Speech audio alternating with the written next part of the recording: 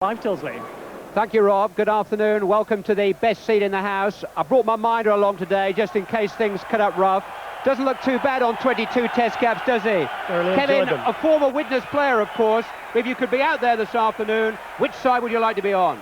I think being a former Widnes player, not only a Widnes player, but a captain as well, I think that I would certainly have liked to have been down there with the lads, the Widnes lads. What gives Widnes the edge for you today? I think I had 3 tremendous years there, and as captain the last year, I think they hold something special for me. Wigan, I think everyone wants to play for Wigan, but I've always been a Widnes or a Warrington man, and I went up for Widnes. Are Wigan the team that everybody envy, though? Everyone envies Wigan because they've got the money, they've got the players, they've got the success. And it's not begrudging success. They've had to work for it. They haven't had it overnight. And they've certainly done a good job. They've done a tremendous job to get the success they've had. And all credit to them. Doug Lawton was telling me before that he thinks that come the end of the season, Widnes will be the #1 side in the Rugby League. I think Doug is a bit optimistic at this this early stage of the season. It is obviously a long season, and if again teams can keep away or keep relatively injury-free, it should be an interesting season. Now, what a stage for Rugby League. Is this your first visit to Anfield? It is indeed, and it is a super stadium. Once Rugby League can get set up with this, I think we'll be well on our way. Look at the families in the crowd. So many youngsters, so many women coming to Rugby League these days. It's a family, it's an enjoyable day. And if the lads out on the park can do what the people are expecting, then it'll certainly be a great day. Well, let's take a check on the men who will be out there today. Widnes without Phil McKenzie and Andy Currier parade 4 recent rugby union converts in the back. Jonathan Davis plays at centre. 2 famous Widnes footballing families represented at halfback, Tony Myler and David Hume. Paul Hume deputises at hooker. There's no room yet for Welsh Union international Paul Moriarty. Will there be room for John Devereux? Well, he certainly won't be taking the place of Martin O'Fire, that's for sure. He scored almost twice as many tries as anyone else in the game last season, including a hat-trick against Wigan in the championship decider. Wigan's Sean Edwards will be in Australia for at least another 2 weeks, but Steve Hampson and Joe Lydon have returned to play today. Ellery Hanley has a pelvic injury, so Jed Byrne partners Andy Gregory at halfback. Adrian Shelford also failed a morning fitness test, so opportunity knocks for teenager Ian Gildart in a reshuffle pack. Dean Bell is the captain. Andy Gregory will be doing all the talking, though. He learnt his trade in a 6-year spell at Widnes and is one of 16 test players on duty today. The man in charge, the referee of the year for the 3rd time, has the tan of the year, just back from his holidays, John Holsworth, the 42-year-old from Kippax in Yorkshire. Would he be your referee of the year, Kevin? John, definitely. He is a classy ref. He keeps up with the run of play. And I don't think he's been away to Spain. I think he's got a sunbed in his back room.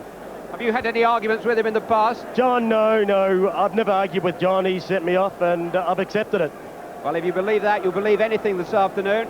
Holsworth, who had last year's Charity Shield between these 2 sides, plus the Challenge Cup semi-final between Widnes and Wigan when he sent off Richard Ayres in rather controversial circumstances. And then he had the title decided between Widnes and Wigan when the crucial try by Martin O'Fire was disputed by Wigan, who felt that Mike O'Neill had knocked on in the build-up to it. He's got plenty to say to Kurt Sorensen on the left and Dean Bell in the hoops, the 2 New Zealanders who skipper the sides this afternoon. It will be Wigan to attack the famous Cop end in the first half. Dean Bell having won the toss, it will be Widnes to start. No question at all that we're seeing the best 2 teams in the Rugby League this afternoon. Between them, they won everything on offer last season. Widnes in white, the Championship, the Premiership, the ill-fated European Cup. Wigan, the Challenge Cup, the Lancashire Cup, the John Player Trophy, and even the Alliance title for reserve teams. And it was much the same story the season before. There's no reason to believe it'll be any different in the months ahead. And we'll see from the early tackles whether this is a pre-season friendly or not. I think the answer is no. Kurt Sorensen in. There's no such thing as a friendly, Clive. I think Mike said that earlier on. That's young Ian Gildart, the teenager who's come in for the injured Adrian Shelford. Gregory to kick. Alan Tate. Tackled by Lydon and Byrne.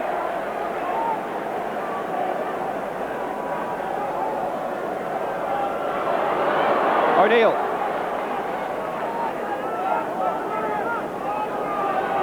David Hume. Joe Grimmer.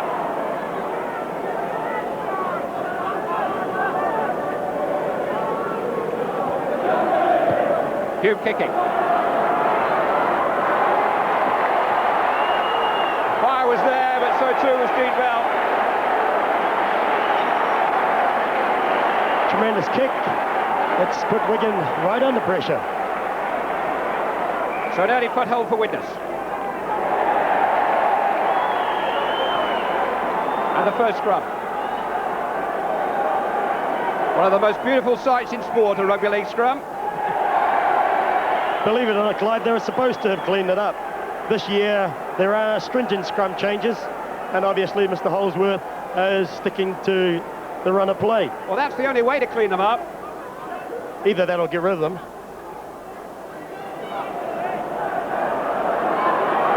Paul Hume then. David, his brother. Sorensen.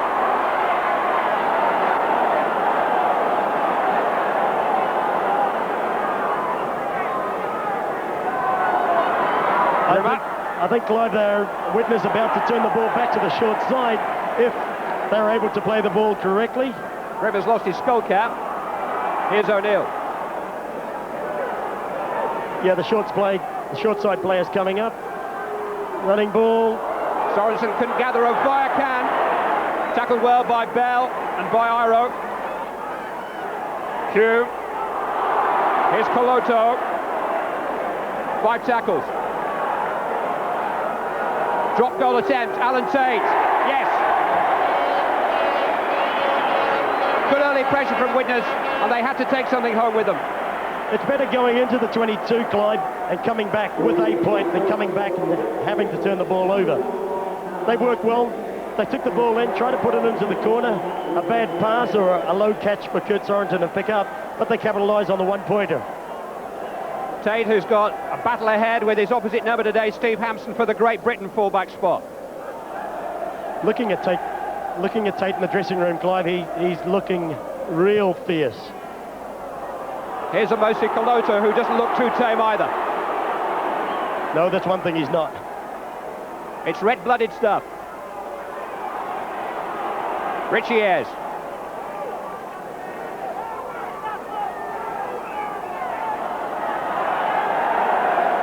Joe Grimmer is adjudged by Mr. Holsworth to be not within 5 metres. Now, whether you are part of the play the ball or not, you have to be out of the 5-metre area. And Joe Grimmer stood there with his hands above his head. Mr. Holsworth said he's offside, so it's a penalty. And an early opportunity for Joe Lydon, who had 4 years at Widnes before his move to Central Park in 1986. And who's one of the players who's recently returned from a successful and lucrative summer down under. Andy Currier of Widnes and Sean Edwards are going to be there for another couple of weeks with Balmain, who won today and have clinched 3rd place in the championship and go on to the Premiership playoffs in the Sydney competition.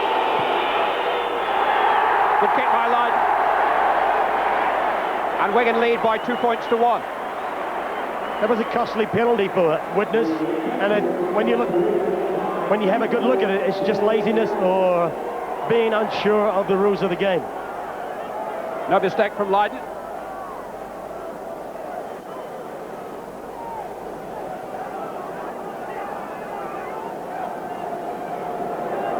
Virtually the first we've seen of Jonathan Davis, who's put on quite a bit of upper body weight during the summer.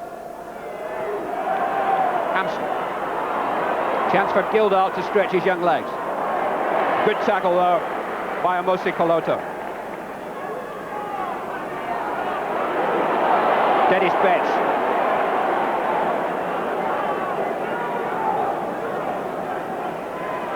Good weight. And there was a loose arm which belonged to Joe Grimmer but was unseen by Mr. Holsworth. He's got to let the tackled player play the ball quickly. Here's Gregory. Coloto didn't buy the dummy. No, Andy's not happy about